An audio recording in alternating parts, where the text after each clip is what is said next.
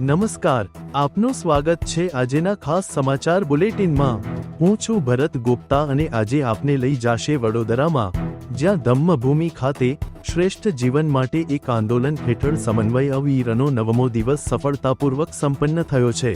બાબા સાહેબની બૌદ્ધમય ભારતની પરિસંકળના અંતર્ગત આયોજિત આ શિબિરમાં આજે સવારમાં પરમ શ્રદ્ધેય ભિક્ષુ પ્રજ્ઞારત્ન પોરબંદર ગુજરાતથી ખાસ પધાર્યા અને તેમણે પંચશીલના સિદ્ધાંતો પર દેશના ધ્યાન આપ્યું। તેમણે જણાવ્યું કે પંચશીલનું પાલન કરીને વ્યક્તિ પોતાનું જીવન સંકલિત અને આદર્શ બનાવી શકે છે।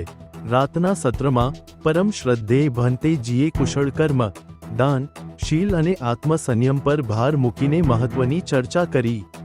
તેમણે જણાવ્યું કે ધ્યાનની સાધના દ્વારા મનને એકાગ્ર કરવામાં મદદ મળે છે અને બુદ્ધની શોધે મનુષ્યને વિકાસની સાથે ગુમરાહીમાંથી મુક્ત થવાનો અદ્ભુત માર્ગ દર્શાવ્યો છે। ધ્યાનથી જીવન આનંદમય અને શાંત બની શકે છે। શિબિરમાં હાજર સભ્યોએ ધ્યાનની સાધના અને ધર્મના ગહન સિદ્ધાંતોને સમજવામાં લાભ લીધો। આયોજન સંબંધી કેટલીક તસવીરો અમારો સાથે વહેંચવામાં આવી છે, જે તમને અમારા સોશિયલ મીડિયા પ્લેટફોર્મ પર ઉપલબ્ધ થશે। આ ઉપરાંત આજે સોમવારે સંકલ્પ દિવસ પણ ઉજવવામાં આવ્યો। એસસી, એસટી અને ઓબીસી સમાજના મિત્રો માટે આ દિવસ વિશેષ મહત્વ ધરાવે છે। બાબા સાહેબ ડો. ભીમરાવ આંબેડકરે સમાજના આ વર્ગોને હજારો વર્ષોની ગુલામીમાંથી મુક્ત કરવાની સંકલ્પના લીધી હતી, જેથી આવતી પેઢીઓએ તે દુઃખોનો સામનો ન કરવો પડે।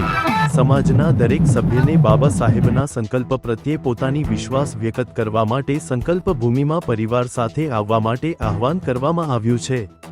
બધા લોકો આ વિશેષ અવસરે સમાજના વિકાસમાં પોતાનું યોગદાન આપવા માટે એકતાથી એકત્ર થયા। આ હતું આજનું મુખ્ય સમાચાર। વધુ માહિતી માટે અમારું ચેનલ જોઈ રહ્યા પ્રકોપ ન્યૂઝ। આભાર।